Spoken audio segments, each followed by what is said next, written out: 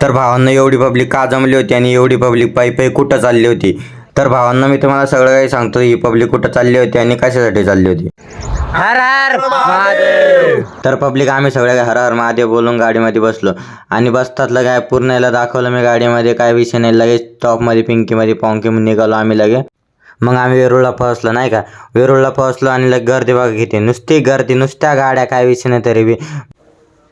तर भावांना आम्ही लगे मस्तपैकी आलो आणि लगेच आमचा चेहरा दाखवला परत एकदा चेहरा दाखवून लगे पाणी घेतलं सोबत, पाणी वगैरे घेतलं आणि लगे आरती वगैरे केली.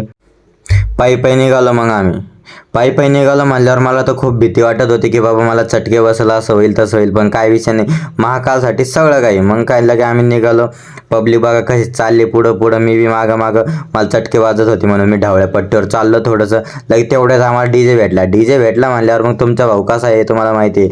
मग डीजे भेटला लगे तुमच्या भावानं 2 हात वर केले, काय विषय नाही, नाचला वगैरे थोडासा, काय विषय नाही, नाचला वगैरे. मग काय थोडं पायी चालून आणि पळून आम्ही दमलो होतो म्हणून थोडंसं बसून घेतलं आणि परत निघालो आमच्या पायी यात्रेमध्ये निघालो. मग काय पाणी आला, पाऊस आला.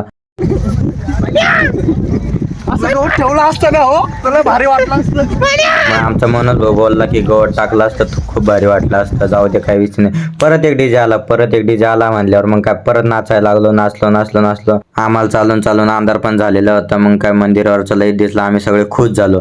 फायनली आम्ही मंदिरापाशी पोहोचलो आणि मी माझा चेहरा वगैरे दाखवला, थोडी पब्लिक दाखवली तुम्हाला. मग आम्ही दर्शन वगैरे करून निघालो गाडीकडे. गाडी खूप दूर होती म्हणल्यावर आम्हाला पायी जाणं होतं. आम्ही मंदिराचा डोंगर दाखवला, ती वरती डोंगर दिसतोय का, तिथं मंदिर आहे. तर भावांना मी तर आता घरी जाऊन आराम करणार आहे. Love you, bye bye, take care.